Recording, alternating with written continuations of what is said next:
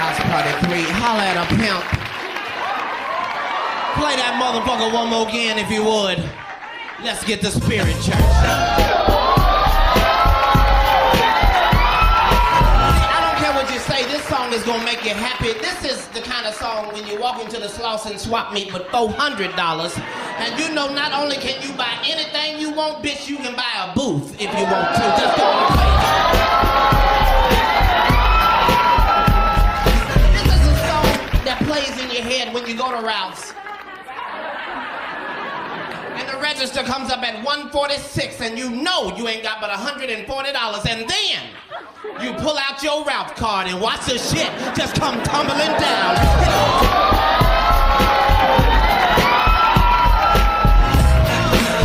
Y'all don't feel me. What I'm saying is a song like this could change your life if you would just allow it. It's time to do some new shit. You need a theme song in your life. I don't give a fuck what you say. You can't fight to that song. You can pull out your gun, but you can't shoot. You just...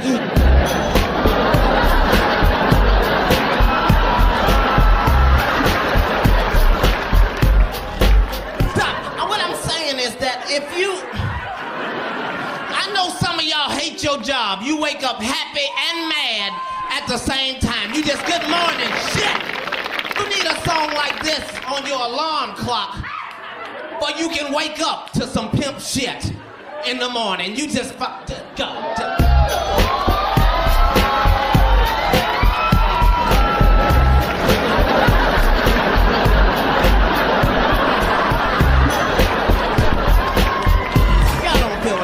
You don't feel what I'm saying. What I'm saying is that even if you recycle cans for a living, if you could just put that song in your shopping cart, you'd be all right. You just gone down Sunset.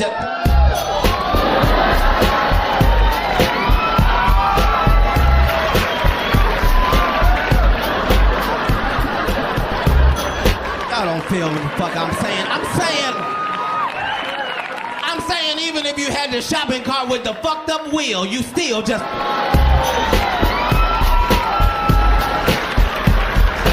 don't think you feel me. I think, what I'm saying is even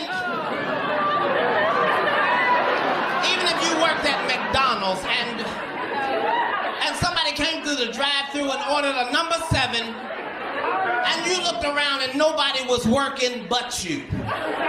If you could just get that song on the PA system, you'd be all right. You just fucked it.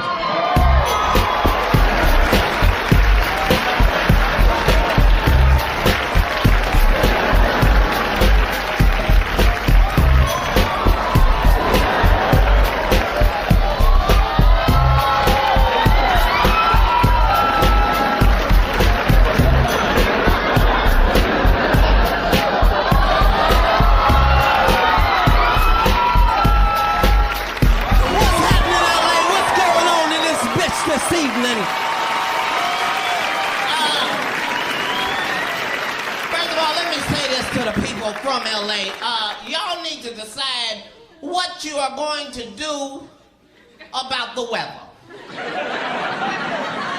The last 3 days in this motherfucker, it's been hot, sunny, mild, breezy, cold, rainy, sleety. A pimp don't know what to wear in this raggedy motherfucker. It's bullshit. I'm in the hotel lobby with a fur coat on, some swim trunks, and some Timberlands, because I don't know what may happen in this raggedy bitch this evening. Y'all got to change this shit. This is bullshit. Now, it is 2004. I do not have a lot of time. Oh my God. I love you so much. I just want a girlfriend just like you. Would y'all please make a round of applause for Layla Lee, please, God? You are the dream woman. All we want is a fine-ass woman that can knock a nigga out. That's all we really want. So that I don't have to fight sometime. I just be in the mall just, no, baby, you got this one, you got this one. Some beautiful shit. Now, I need to talk to my people, now that does not necessarily mean black people. I've had as many problems with niggas as I have had with white people. So I'm only talking to my people, the SPS type of people, secret pimp society. If you don't know, don't ask, bitch, you ain't invited. Now, this is a new year, you got to do new shit. First of all, stop letting motherfuckers think you're stupid. We're not stupid. The world is crazy, it ain't us. These motherfuckers got to stop on TV. They got the nerve to lie and tell the truth to us at the same time. This got to be the last year we tolerate that shit. How you gonna lie and tell the truth? You wouldn't tolerate that at the club. If you was with a girl and you was dancing, you was like, so, how many kids you got? She was like, 6. I mean, 1.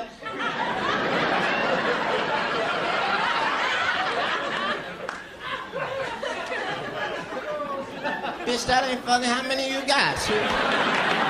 That's what they do. They lie and tell the truth at the same time. You see the commercial. You can get a brand new 2004 Expedition, no credit, bad credit, bankrupt, divorce, parole violation, whatever your problem is, on approved credit.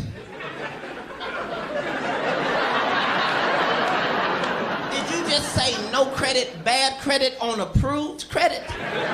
That's like you meet a woman at the club, she tell you, I'm gonna give you some pussy, never. Well, bitch, that ain't the same then. That's not the same. Then they got commercials for medication. Where the side effect is worse than the shit that they're curing. And I didn't think nobody was noticing but me. All I'm saying is I'm taking some shit for asthma, I don't need the side effect to be shortness of breath. That's what the fuck I came to you for. They got some shit. They got some shit called Xenical. Now, Xenical is a fat blocker. And if weight is heavy on your mind, you got to be excited about something called a fat blocker, because you don't necessarily want to stop eating. But you wouldn't mind something blocking the fat every now and again. They show you the commercial, they show you the woman, she's overweight, she's unhappy. 3 seconds later, she's in a bikini, running through flowers, and you think, I want to run through some flowers too. Because you envision a pill in your throat all day, just blocking fat, just...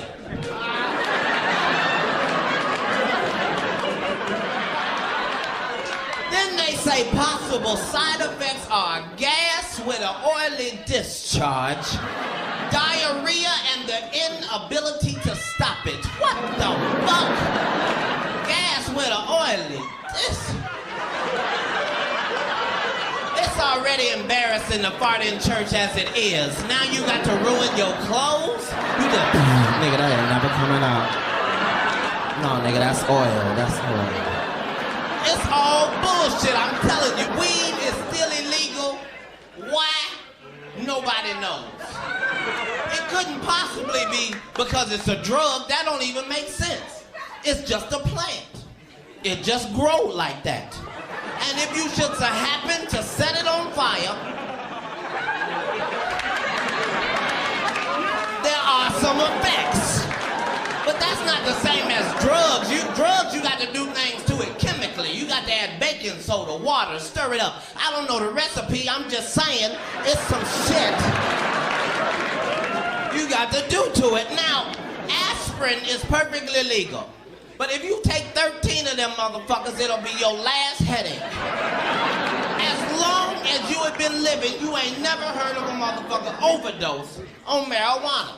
You might have thought that nigga was dead. He ain't dead. He gonna wake up in 30 minutes, hungry enough to eat up everything in your house. That's how it works. It's hungry, happy, sleepy. That's it. But this is bullshit. They think we stupid. They can do everything else, technology-wise. They can clone sheep. They can make a baby without the mama. We all remember the cell phone. You remember when that motherfucker first came out? That motherfucker was this goddamn big. Came in a suitcase with a shoulder strap. We all remember that. Now that motherfucker is so small that by next year it's just gonna be a chip on a nigga's tongue. You gonna be smoking a cigarette.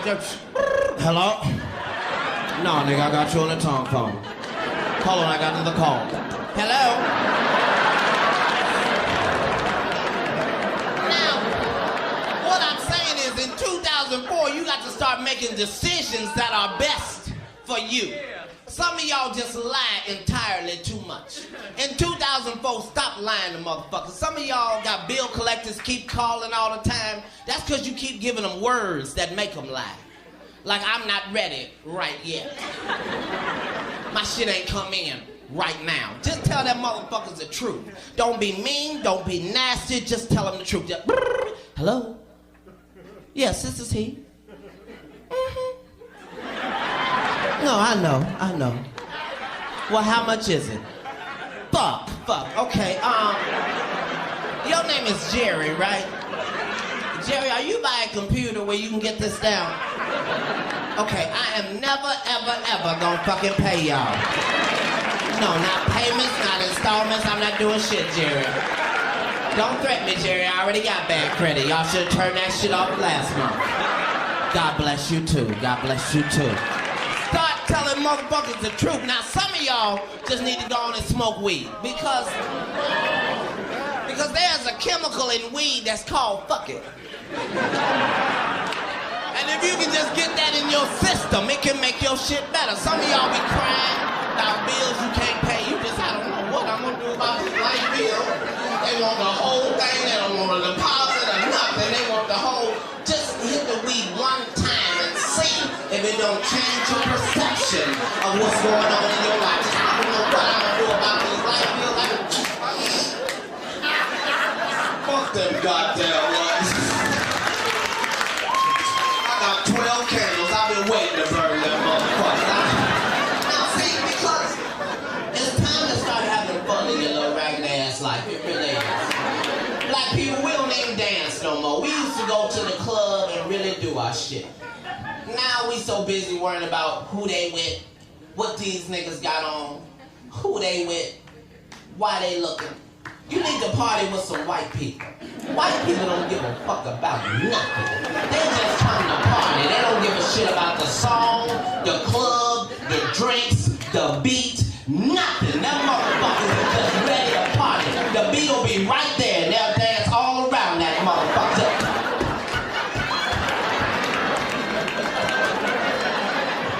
Niggas being like, you can't dance like that to 50 niggas. Follow you some white people, make up your own shit. Cause we've been doing the bankhead bounce for 12 motherfucking years. It's bullshit now. You in the club, you doing your shit. You look over, this nigga doing the same shit. Now you gotta get special with yours. This nigga wanna throw his back out to show you.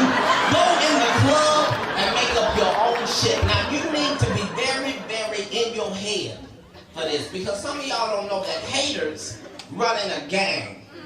They're never solitary. So while you're doing your shit, it's gonna be haters on. Fuck them. Do your shit. Walk in the club and make up your own shit. If you can do it for 5 seconds, I promise it'll free your entire life. DJ, just play something. I don't give a fuck what it is. Just as soon as you walk in the club, something's gonna be playing. Just walk in.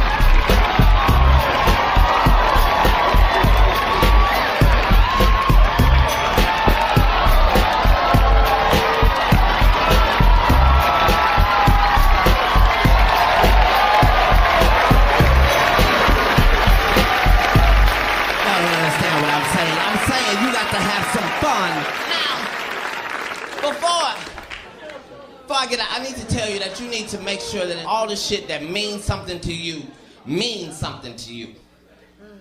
If you married, hold on to that motherfucker till it ain't no good. How many of y'all got kids? Make some noise if you got kids. That's the most powerful thing in the world. I say this at every show. If you got a crazy ass baby mama nigga, it's a nigga testifying in the back. If you got a crazy ass baby mama, just try and work with her ass if you can. I'm a single father. I done had niggas, he was 9 months old, he 8. I'm just here to tell you this ain't no motherfucking joke. This is a goddamn job. Every motherfucking day raising these little ragged ass motherfuckers. That's a goddamn job. This nigga, first of all, he wake up at 5:30 every motherfucking morning. He don't give a fuck about weekends, weekdays, what time daddy get home. At 5:30 he's up. Not only is he up before Jesus, he ain't got no job. He ain't got no bill, so not only is he up at an ungodly hour, he is happy than a motherfucker for no apparent reason. At 5:30 every morning, he just, good morning, daddy. Time for some cereal. I done put that nigga to bed at 5:15. At 5:30, he just, good morning, daddy. Time for some cereal. But that's my motherfucking nigga. I don't know about you, I'm a pimp. Right here. I ain't a pimp as far as putting hoes on the street. I'm a pimp right here. I think pimp, therefore I am. So that's how I deal with my son, see. See, the first rule of pimping is you can't lie. Some of y'all niggas think you're pimping because you got 2 girlfriends, but them bitches don't know each other. That's not pimping. I tell the truth. My son is 8. He ain't never believed in Santa Claus. I'm sorry. I cannot afford for him to walk around thinking it's a white man going through the ghetto giving niggas PlayStations. No, baby, no. Daddy bought that with his weed money, baby. Can you say sacrifice? Sacrifice, very good. Me and that nigga talk. He came to me 2 months ago, he said, Daddy, I want an Xbox. I said, well, sit right here, pimpin'. Let me holler at you. Now, the first thing you need to understand is the Xbox is $199.99. Now, Daddy can do this all day, every day, no problem. But I need you to understand it only come with 1 controller. That means Daddy can't play with you, your friends can't play with you, it's just you. That means I gotta buy another controller at $34.95. Now, Daddy can do this all day, every day, no problem. But I need you to understand it only come with 2 games. You gonna be through with them motherfuckers tonight. That means Daddy gotta buy 3-4 other games at $45 to $55 a piece. Now, Daddy can do this all day, every day, no problem. Or, I can look in the recycler under the classified section and I can get you what's known as a Nintendo 64. Now, it's not gonna be new. So it's gonna come with like 20 games that other kids have already opened and played with to make sure it's fun. Then me and you got like $200-300 left over. We can go all across the country, stop at ice cream trucks, buy 6 nuggets, don't eat 6, eat 3, throw the other 3 out the window because we don't give a fuck because we got money like that. And that nigga sit right there and make a pimp decision. He just... You say 20 games? Well, we just gonna get the Nintendo then, Daddy. That's my motherfucking nigga.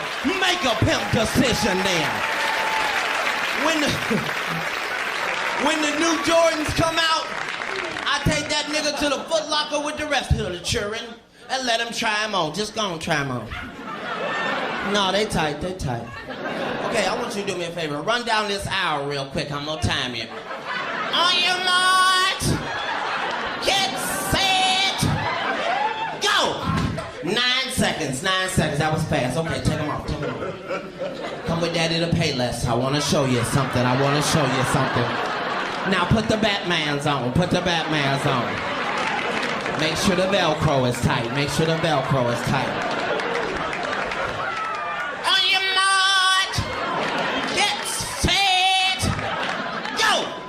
5 seconds. All I'm saying is you're faster in the Batmans. Now sit right here and let Daddy holler at you, pimpin'. Now, if you want the Jordans, Daddy can get the Jordans all day, every day, no problem.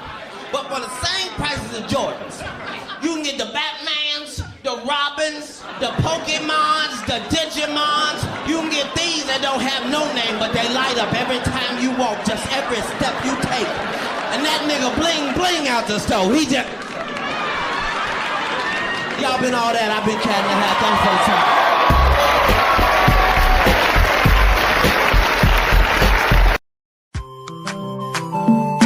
Chimo mabaminda na usawidi gozo iye buya limbe kumba na usawidi gozo habawa iye. Something is killing me slowly and I'm feeling so lonely, but this thing I must to talk yeah. All my people they for bush and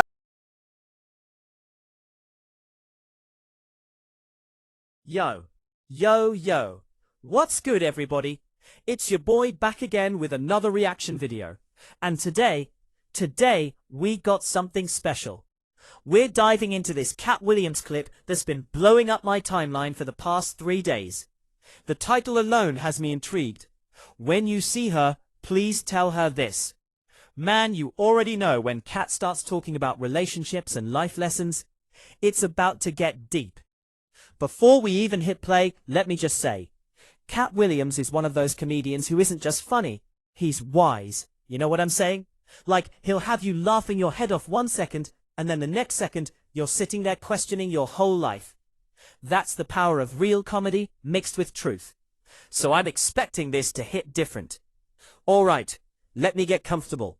Got my water right here, phone on silent, we're going full focus mode. Okay. Already from the jump, Katt's got that energy. You can see it in his eyes, man. He's not even in full comedy mode right now, he's in that reflective storytelling mode. That's when you know it's about to be real. The way he's standing there, pacing a little bit, you can tell this message is coming from somewhere deep. This isn't just material he wrote for a set. This is something he's lived through or witnessed. He's talking about seeing someone after a long time and having to deliver a message. Man, that's already heavy. Think about it. When was the last time someone told you, hey, if you see so-and-so, tell them this? That's usually loaded with emotion, regret, love, pain, or all of the above. Whoa, hold on. Did he just say that? Tell her I became the man she always knew I could be. Bro, that just hit me right in the chest. That's not just a line. That's a whole testimony. That's growth personified. That's accountability. That's a man looking back at who he was, acknowledging where he fell short, and standing tall in who he's become. See, this is what I'm talking about with Katt Williams. He knows how to package profound truth in a way that makes you feel it. Because how many of us have been in relationships, romantic or otherwise, where someone saw potential in us that we couldn't see in ourselves? And maybe we weren't ready. Maybe we were too immature, too selfish, too caught up in our own drama to appreciate what they were trying to pour into us. And then years later, after you've grown, after you've faced yourself in the mirror and done the work, you think about that person and you're like, man, they would be proud of me now. But it's too late. They've moved on. Life has moved on. All you can do is hope that somehow, someway, they know. That bittersweet reality of transformation that comes too late for certain relationships. Now he's getting into the specific details, and I'm here for all of this. He's talking about how he stopped chasing temporary highs and started building something sustainable. He's talking about how he learned that consistency is more valuable than intensity. Bars, Katt. Bars. Because that's real, man. In our 20s especially, a lot of us are chasing the intense moments, the passion, the excitement. We want the fireworks. But we don't understand yet that what makes a lasting relationship, whether it's romantic, business, or friendship, is the boring stuff. It's showing up every day. It's being reliable. It's doing what you said you were going to do, even when you don't feel like it. The woman he's talking about in this hypothetical scenario, she probably tried to tell him that back then. She probably said, I don't need you to be perfect. I just need you to be consistent. I need to be able to count on you. And he probably wasn't ready to hear it. He was probably still in his ego, thinking consistency was boring, thinking that his charisma could make up for his unreliability. Pauses to reflect. Man, this is hitting, because I think we've all been that person at some point. We've all had someone in our lives who was too good for us at the time, and we didn't realize it until they were gone. And I'm not just talking romantically. I'm talking about mentors who tried to guide us, and we thought we knew better. I'm talking about friends who held us accountable, and we thought they were being judgmental. I'm talking about parents who set boundaries, and we thought they were being controlling. Real growth forces you to look back and say, wow, I was really tripping back then. Oh man, now Katt's getting into the part about forgiveness. He's saying, tell her I understand now why she had to let me go. Tell her I'm not mad anymore. Tell her I'm grateful. Bro, stop it. This is too much. This is therapy in the form of comedy. Or is it comedy in the form of therapy? I can't even tell anymore. But seriously, this is mature. This is what emotional intelligence looks like. Because it's one thing to say you've grown. It's another thing to be able to look at the painful moments of your past, the rejections, the losses, the times people walked away from you, and understand that it wasn't about them being cruel. It was about them choosing their peace. That's next level. That's the kind of wisdom that only comes from real introspection and healing. Because the immature version of us wants to hold grudges. The immature version wants to paint ourselves as the victim and them as the villain. But the grown version, the healed version, that version can say, you did what you had to do for yourself, and I respect that. In fact, I'm grateful, because your leaving forced me to face myself.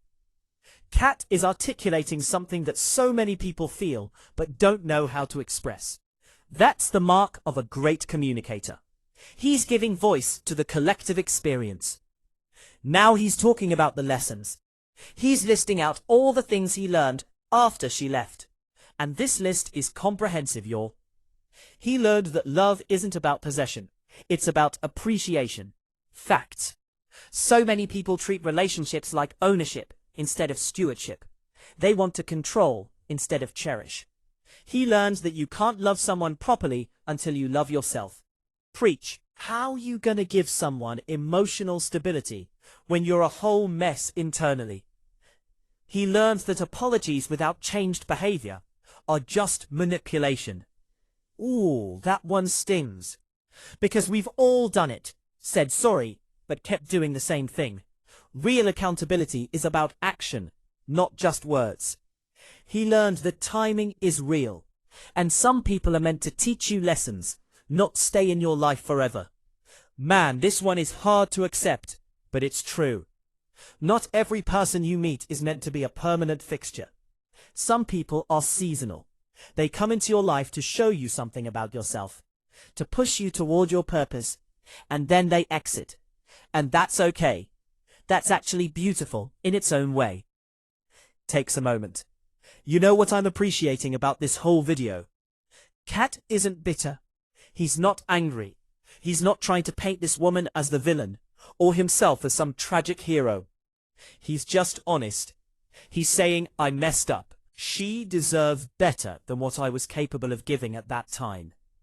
And now that I am that person, she's moved on, and that's okay. That takes strength, y'all. It takes real strength to not need to rewrite history to make yourself feel better. To not need to blame the other person for your growth coming too late. To just sit in the reality that sometimes good people cross paths at the wrong time. And that's nobody's fault. It's just life. Oh snap, now he's getting philosophical. He's talking about how the universe has a way of bringing people into our lives exactly when we need them, even if we don't appreciate it in the moment. He's saying that every person who has ever loved us, even if it ended, left fingerprints on our soul. They changed us in ways we might not even fully understand yet. This is deep, man, because when you think about it, who you are today is partially because of every person who has ever cared about you. The people who stayed and the people who left. The ones who supported you and the ones who challenged you. They all contributed to your evolution. That woman he's talking about, she's part of his origin story. She's part of what made him the man he is today, even though she's not here to see it. And there's something beautifully tragic about that. It's like planting a tree you'll never sit under. She planted seeds in him that took years to grow, and by the time they bloomed, she was already tending to a different garden. I'm not gonna lie, this is hitting me in my feelings right now, because I think about the people in my life who believed in me before I believed in myself. I think about the people who saw greatness in me when I was acting small, and I wonder if they know. I wonder if they ever think about me and wonder if their investment paid off. I wonder if they're proud. And then I think about the people I've poured into. The people I've encouraged, supported, loved, and had to walk away from because they weren't ready to receive it. I think about them and hope that someday they'll have their moment of clarity. Someday they'll become who I always knew they could be, even if I'm not there to witness it. So Katt wraps it up with this final message. Tell her thank you. Tell her I'm sorry it took me so long. Tell her I hope she's happy. Tell her I'm finally at peace. And tell her that somewhere in the universe there's a version of us that got the timing right, and I hope they're doing well. Man, just man. That last part got me. Somewhere in the universe there's a version of us that got the timing right. That's such a beautiful way to honor what could have been, without being bitter about what is. It's acknowledging the potential, without dwelling in regret. It's making peace with parallel possibilities. You know what makes this video so powerful? It's universal. Katt might be talking about one specific woman in his life, but really, he's talking to all of us, because we all have that person. That person we wish we could tell, you were right. I should have listened. I should have appreciated you. I should have been better. But here's the thing. Maybe we can't tell them directly. Maybe they've moved on. Maybe they're in a different chapter of their life. Maybe they wouldn't even want to hear from us. But we can honor them by being better. We can honor them by treating the next person better. We can honor them by not making the same mistakes. We can honor them by actually becoming the person they always knew we could be. That's the real message here. It's not about going back and trying to resurrect something that's dead. It's about carrying the lessons forward and being grateful for the teachers, even when the classroom is closed. Katt Williams, man. This brother doesn't just entertain, he educates. He doesn't just make us laugh, he makes us think. He makes us feel. He makes us look in the mirror. So if you're watching this and it resonated with you, do me a favor. Think about that person in your life. You know who I'm talking about. That person who loved you when you were unlovable. That person who believed in you when you were unbelievable. That person who saw your potential when all you showed them was your problems. And whether you can tell them directly or not, just say it in your spirit. Thank you. I became who you always knew I could be. I hope you're proud. I hope you're happy. And I hope you know that you made a difference. Because they did. And so did you for someone else. Alright y'all, that's it for this reaction. If you enjoyed this, hit that like button, subscribe if you haven't already, and drop a comment telling me your story. Who's that person for you? Let's create a space of gratitude and growth in the comments.